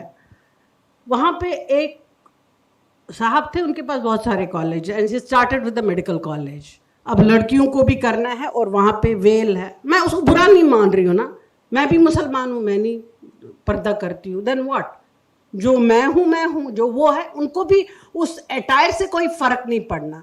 अब जो वहाँ के चेयरमैन थे, वहाँ पे उनकी, हम भी बच्चियों को डॉक्टरी कराना चाह रहे हैं, तो उन्होंने specifically women's college, medical college खोला शादान के नाम से, मेडिकल कॉलेज फॉर विमेंस. बहुत सारी जगह जहाँ एज पर अगर उनको, क्योंकि जब हम बात करते हैं कोई हॉस्पिटल होता है which is manage by the Christian minority, वहाँ पे नर्सेज उनकी नन्स होती है, ठीक है, वहाँ उनका स्टाफ फीमेल होता है. जब वो चला सकते हैं, वो भी तो स्काफ कवर करती है. तो what is the problem with this Muslim, with the Muslim name. तो इसको थोड़ा सा पॉलिसी लेवल पे, पब्लिक प्राइवेट पार्टनरशिप पे ज़रूर काम करिएगा. क्योंकि अगर मदरसा भी कहीं है, मैं एजुकेशन में कमीशन में रही हूँ, अब ऑलमोस्ट क्लोजर हो रहे हैं बहुत सारे इंस्टीट्यूशन के. What is the reason? एक तो फिनेंशियल कंस्ट्रेन है, स्ट्रक्चर है, but there is no recurring cost. So government need to intervene, and उसको स्ट्रक्चर बनाया हुआ है.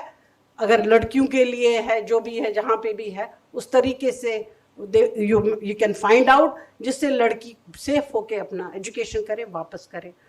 दूसरी बात है कि जो एफिलिएशन और जो मान्यता होती है वो नहीं मिलती है, उसमें बहुत सी रेजिस्टेंस होनी पड़ती है. जब आपको वहाँ पे आपको मान्यता नहीं है, आपको रजिस्ट्रेशन नहीं है, रिकग्निशन नहीं है, एनओसी नहीं है, तो कैसे वो इंस्टीट्यूशन चले, कैसे? और so we need to intervene more on the structure rather की ब्लेम है.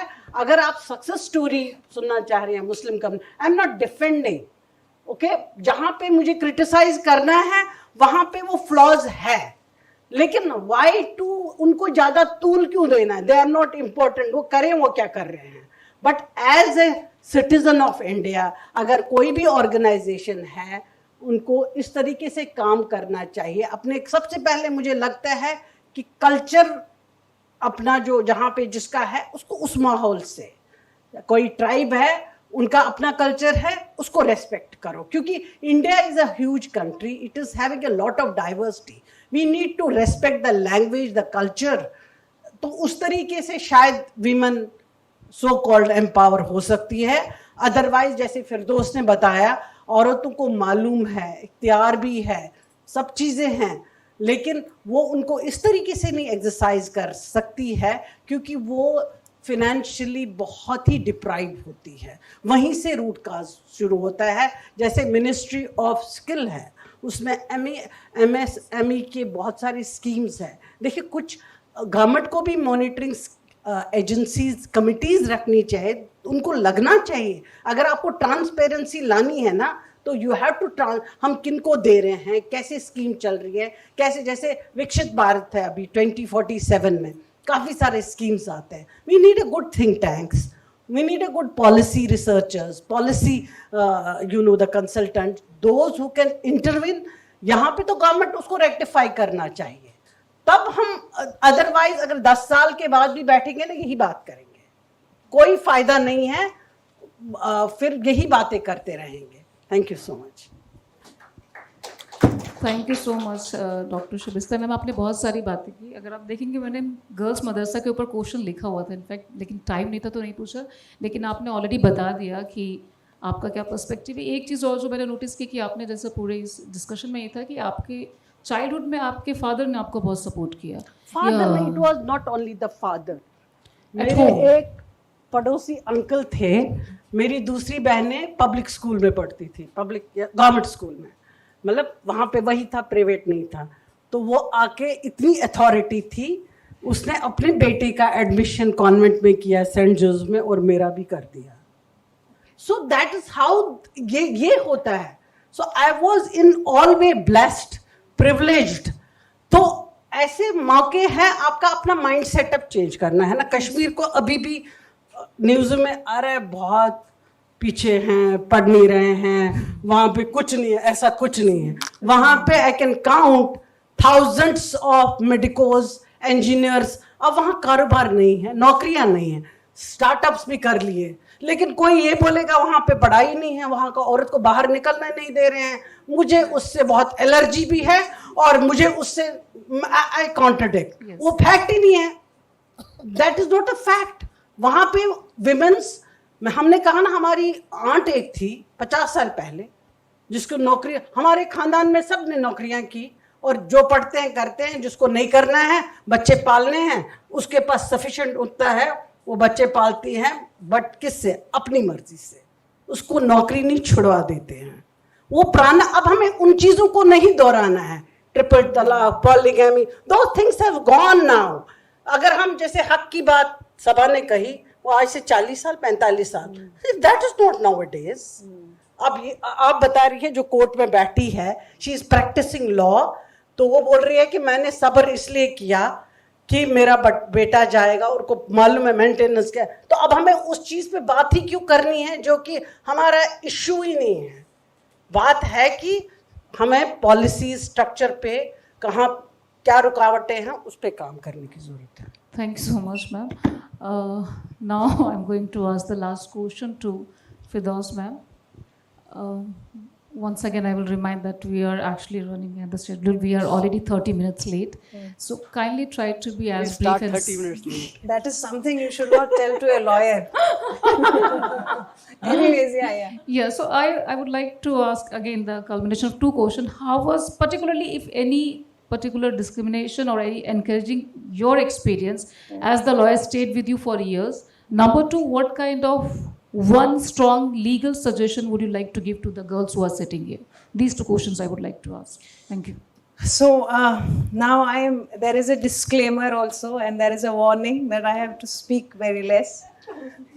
कोर्ट में जज साहब बोलते तो normally we say that in 30 seconds my lord we will just submit it, और वो 30 मिनट हो जाता है। Anyways, see, as Professor Sabiha Hussain ma'am said कि उनको ये कहा जाता था कि आप जामिया मिलिया इस्लामिया में पढ़ाती होंगी because she was a Muslim. To me also, my father has been member of Law Commission of India and also Dean Guru Gobind Singh Indraprasth University. He has been in many things.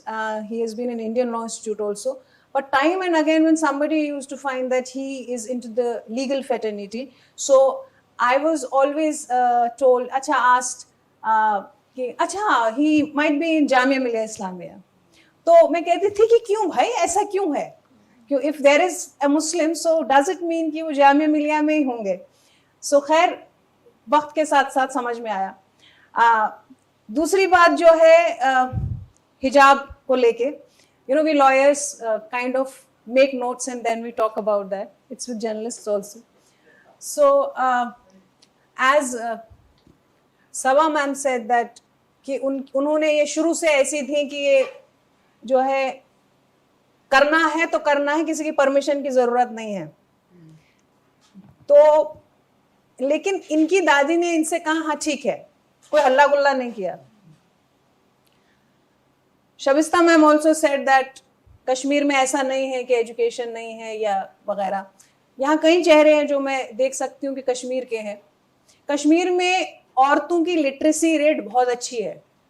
आपको वहाँ पे job करने वाली औरतें भी बहुत मिलेंगी, और शादी की जो एज है वहाँ पे, हम जब यहाँ आए इस तरफ हिंदुस्तान के, तो हमें बड़ी हैरानी होती थी कि 12th क्लास में बच्चियां हैं, 10th में हैं, उनके निकाह कर दिए जाते थे। कश्मीर में हमने ऐसा नहीं देखा था। इवन गरीब से गरीब फैमिलीज में भी, in fact with both ma'am is here, with the Kashmiri Pandits as well as the Kashmiri Muslims. ऐसा नहीं था कि हाँ आप बड़े हो गए थोड़े से. So I will just, because you have told me, I have to speak less.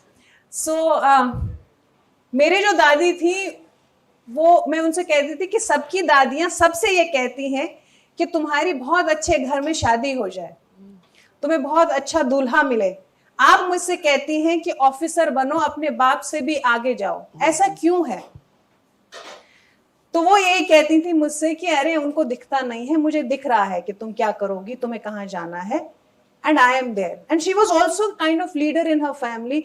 उन्होंने ऑलमोस्ट 4,000-5,000 यतीमों को पाला. उन्होंने उस जमाने में कॉन्फ्लिक्ट था काफी, उन्होंने पाला उनको, अपने घर में उनको खाना दिया. वो उस किस्म की औरत थी. मेरी मदर जो है उन्होंने मुझसे कहा कि शादी के बाद जब मेरे, because I wanted a family also, बच्चे हुए, उन्होंने मुझसे कहा तुम्हारा एक दिन भी ऐसा नहीं होना चाहिए कि आप ना जाओ प्रैक्टिस पे. So choose someone who will support you, who will not say this that I am allowing you, I am giving you permission. मैं आपको इजाजत देता हूं कि आप काम कर सकती हैं, ऐसे मर्द से नहीं शादी करनी है. तो ये एक ऐसी बात थी, एक ऐसा सपोर्ट था जो कहां से आ रहा था? वो फैमिली से आ रहा था, घर से आ रहा था. एक बिल्कुल ही, हम लोग लॉयर्स की आदत है, हम थोड़ा सा जो एग्जाम्पल देने लग जाते हैं थोड़ा सा. अभी हमारे यहाँ पे ट्रांसजेंडर्स को लेके, LGBTQ कम्युनिटी को लेके कई इश्यूज है. I am not whether supporting that them और नॉट, उसके ऊपर नहीं हूं मैं, बट मैंने एक चीज रियलाइज की कि वो लोग सोसाइटी के एंटी, बिल्कुल खिलाफ चल रहे हैं, जो हमारी एक सोच है. और लेकिन वो बेचारे लड़ किससे रहे हैं? अपनी फैमिली से लड़ रहे हैं. Mother, father, brother, whosoever, even their friends, the moment they come out of the closet, the moment they declare कि वो gay है या whatever, they belong to this certain community, तो उन्हें उनसे लड़ना होता है. वो इमोशनली सपोर्ट सब कुछ खत्म हो जाता है. So precisely coming back to this, कि हमारी औरतें जो है, हमारी जो बच्चियां हैं, उनको जो सपोर्ट सिस्टम चाहिए वो घर से आना चाहिए. तो fortunately for me, I was privileged enough that the men and the women of my house were supported. For a long time, I was not wearing hijab, even after I came into the practice. Coming to Sabha ma'am's point, there is a reason why I started covering my head some other day for that. But my father told me कि बेटे आपने अब पढ़ लिया इसके बारे में, अब आप इसको समझ गए हो, अगर आप इसको स्टार्ट करना चाहते हो, ये नहीं कि इस्लाम में ये है तो आप जहन्नुम में जाएंगे, आपने 4 दिन स्कार्फ ओढ़ा उसके बाद आपने फेंक दिया. नहीं, उन्होंने कहा कि आप इसको पहनेंगी, आपको 10 लोग देख रहे हैं जो शायद आपको देख के, because you are at a platform where maybe people are actually, I was the first one in the Delhi High Court to wear this scarf, and that to a Kashmiri Muslim.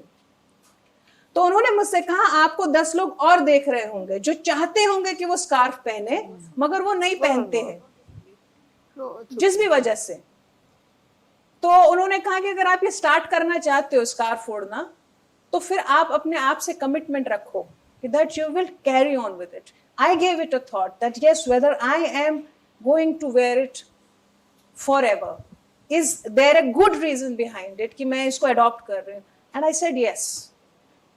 उसके बाद कई लड़कियां आई जिन्होंने scarf ओढ़ा और उन्होंने मुझसे कहा कि हम लोग सोचते थे हमारे जॉब में ये प्रॉब्लम होगी, हमारे उसमें होगी, but when we saw you and you're there in Supreme Court, you're in High Court, you're practicing, we felt okay, discrimination तो होगा, प्रॉब्लम तो होगी, but we will pass through it.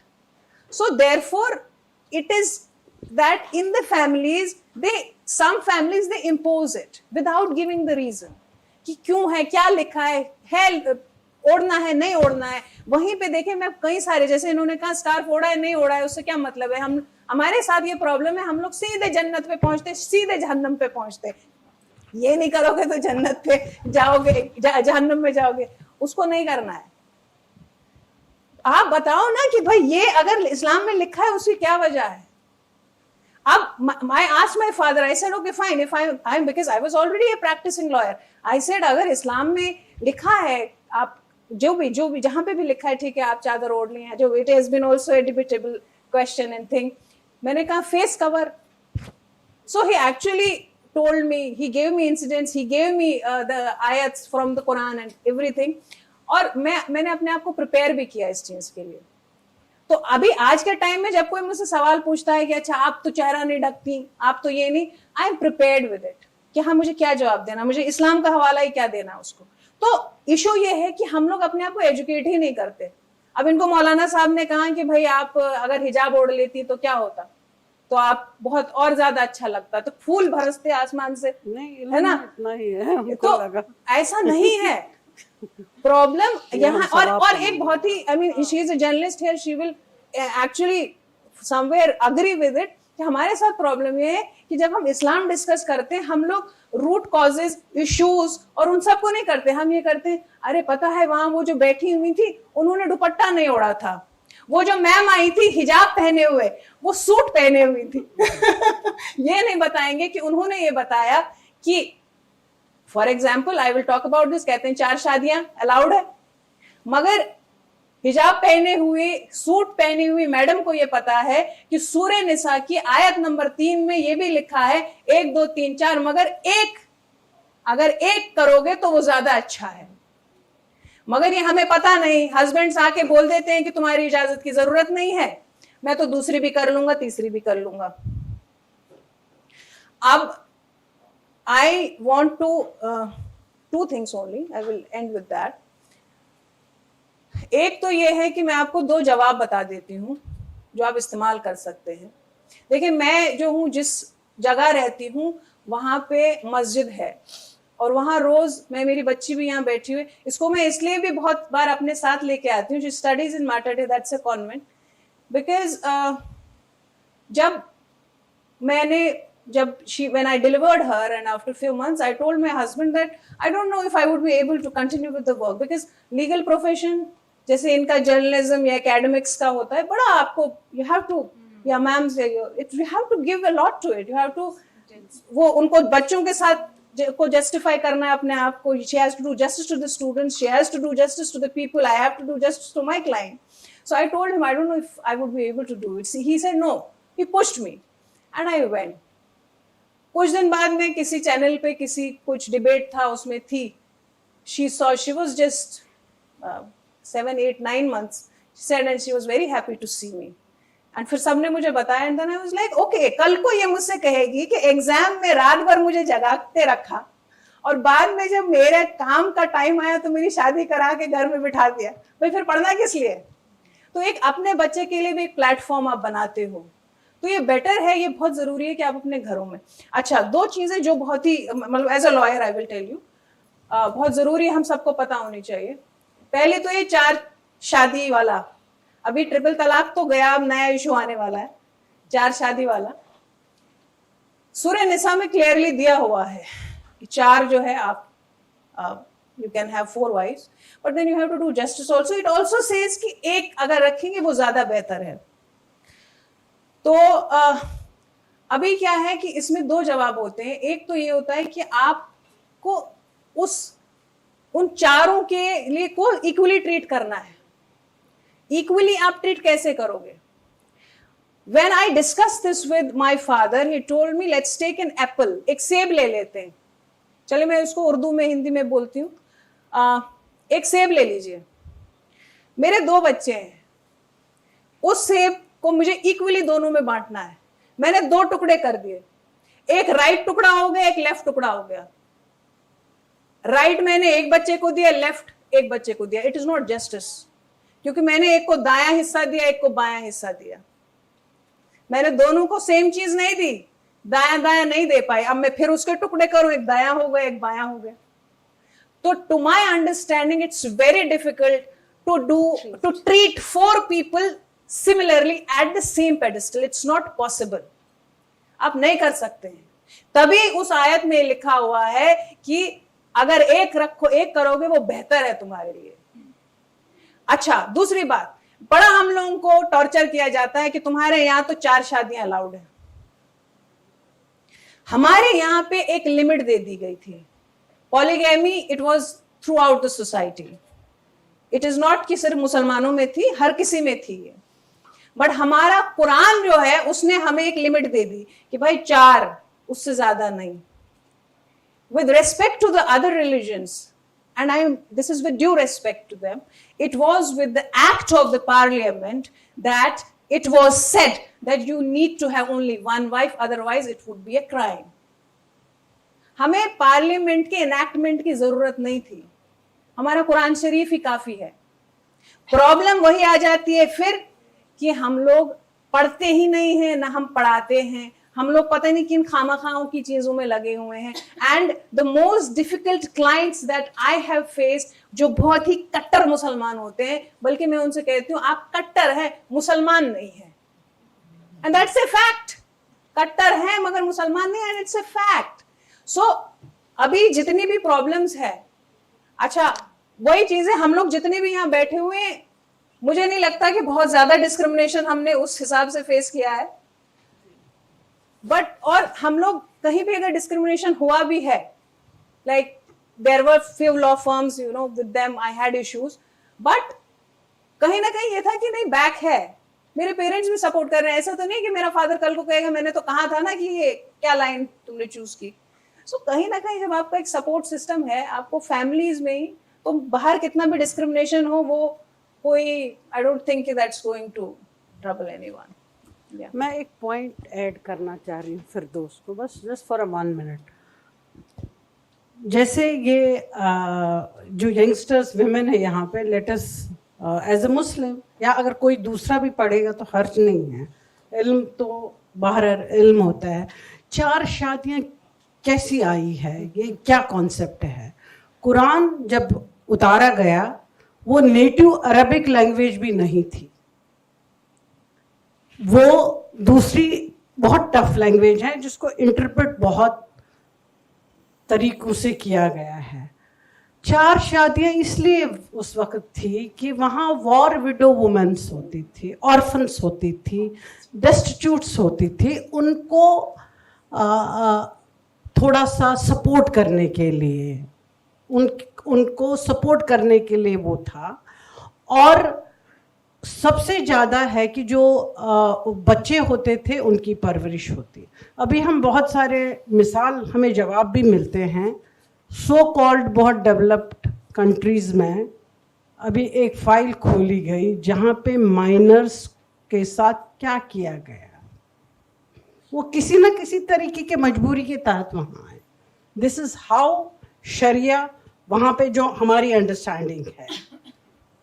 तो इन चीज़ों को, और दूसरी बात है जो मुस्लिम विमेन को, मेरे हिसाब से अगर वेस्ट में 200 साल पहले या 100 साल पहले हमारी सोशियोलॉजी बाकी चीज़ें आई और उसमें वहाँ पे राइट टू वोट और बहुत सारी चीज़ें हैं कि अगर हम अच्छी तरह से कुरान को पढ़ें, उससे रिलेटेड किताबों को पढ़ें, किसी आइडियोलॉजी को नहीं पढ़ें, तो शायद हम भी उन सवालों का काउंटर कर सकते हैं।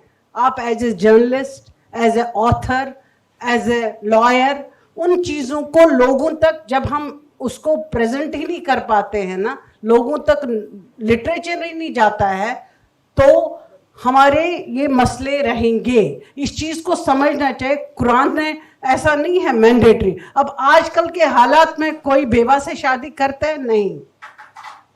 कोई सिंगल मदर से शादी करता है? नहीं करता है। तो वो दूसरा नैरेटिव वो हमने बिल्ड किया है, दैट्स नॉट इस्लाम। इसको थोड़ा सा आपको काउंटर और जवाब देने की हमें अपने आप को लिटरेट करना है। अभी पिछले साल एक इलेक्शन हुआ बहुत डेवलप्ड कंट्री में, जहां विमेन एक मैं ये बात करके ख़त्म करना चाह रही हूँ, just to give you the example, जहां women was also a presidential candidate, तो उसको नहीं आने दिया। वहाँ एक मेल को क्योंकि उनके जीन्स में ही नहीं थे कि वो विमेन की लीडरशिप को एक्सेप्ट करें, ठीक है ना। तो हमारे सब कॉन्टिनेंट जो एशिया का है, हमारे यहाँ मुसलमान 2 खवातीन प्राइम मिनिस्टर बन गई, हसीना और बेनज़ीर भुट्टो, हाँ, और इस्लाम में पहले आप रज़िया सुल्तान और बहुत सारी ऐसी मिसालें हैं. Why to blame Islam for that? सो ये सवाल अपने लिए करके, और मेरा एडवाइस है, मैं जहाँ पे भी जाती हूँ ना, मैं स्टूडेंट से, यंगस्टर से कहती हूँ, इस्लामिक स्टडीज पढ़ लो एज ए हिस्ट्री, उसको पढ़ लो और समझ लो, शायद हम अच्छे तरीके से उन चीज़ों को जवाब भी, हमें किसी को नहीं है, we have to share the literature, बस उतना ही करना है, तो चीज़ें खुद ब खुद उस सतह पे भी ठीक हो जाएंगी. Thank you. Thank you so much, ma'am. If there is any single question we can take, because we are already running out of time, or if there is, I would in fact, request you that you can have an informal interaction with the panelists on the tea. That would be more appropriate to save the time. With these words, I would like to now give the vote of thanks, because I understand the patience the audience actually shown. That's tremendous. Okay, so thank you so much. I would like to extend the warm regards and heartfelt thanks to all the panelists, Professor Sabiha Madam, Dr. Shabista Ma'am, Ms. Saba Naqvi Ma'am, and Mrs. Firdaus Ma'am. Thank you so much for giving a lot of perspectives and insight. Similarly, I am very thankful to the entire team. I would like to start that I'm very thankful to AV sir, CP sir, Ramveer sir, for extending all kind of supports to Awaz-e-Khwateen to making this event really successful. Similarly, I am very thankful to Mr. Amir Atil sir and his entire team of Awaz the Voice for being with us, for extending all required supports. They have been here since the forenoon, so thank you so much. Similarly, I am thankful to Dr. Hafizur Rahman sir and his team of Khusro Foundation for providing all sorts of facilities which was required. Their books are also in the kit, so kindly do read and go through the catalog as well. Lastly, I would like to thank to the team of Awaz-e-Khwateen, which is certainly my team. I'm very proud of my team for doing a lot of hard work. Especially, I would like to thank to Miss Yusra and Miss Tuba for being my eyes and ears throughout the preparations and bearing my anger at times. I'm a little bit, I can say that, a hard taskmaster, so they have survived it. Similarly, I would like to thank to Mr. Pankaj and Manish. They are the members of our technical wing. Thank you so much for all kind of supports. And lastly, I would like to thank the wonderful, I'm thanking the last to the wonderful audience, because I want to give you the more credit for this. Thank you so much for being very patient. I can see that not even a single person moved out of this hall throughout this panel discussion. As a teacher, I do understand the attention time span is very low. Usually after 30 minutes, people start losing the patience. But thank you so much for being a wonderful audience. Thank you to all the distinguished guests for not only joining the event, but being attentively listening everything. Last word I would like to say for the India Habitat Center for seamlessly helping us throughout this event. And there's one suggestion, काफ़ी हिजाब वगैरह पे बात हो चुकी है, I don't want to go to in that conversation. मुझे सादत हसन मंटो की 2 लाइनों के साथ में ख़त्म करूँगी. बहुत अच्छा, उन्होंने बहुत सारी बातें कही है, कभी और मौका मिलेगा तो मैं ज़रूर कहना चाहूँगी कि आप दुनिया की सारी औरतों को भी बुर्खे पहना दीजिए, लेकिन फिर भी मर्दों को अपनी आँखों का हिसाब देना होगा. समझदार, जैसे कहते हैं, समझदार लोगों के लिए इशारा काफ़ी, और यहाँ सारे समझदार लोग हैं, मैं ये मानती हूँ. मेरा मैसेज पहुँच चुका होगा. एक लास्ट गुजारिश मैं करना चाहूँगी to all the man who are sitting in this hall, regardless whatever is your religion, make a kind of I would say a promise to yourself that what least you can do for the people, for the women around you, to make them feel comfortable. If you cannot do much for them, which should be, but at least make them comfortable, because it takes a lot of hurdles to come to reach to the educational institutes and to reach to the offices as well. With these words, I would conclude this panel discussion. Please do join us for the high tea. Thank you so much. Have a wonderful day.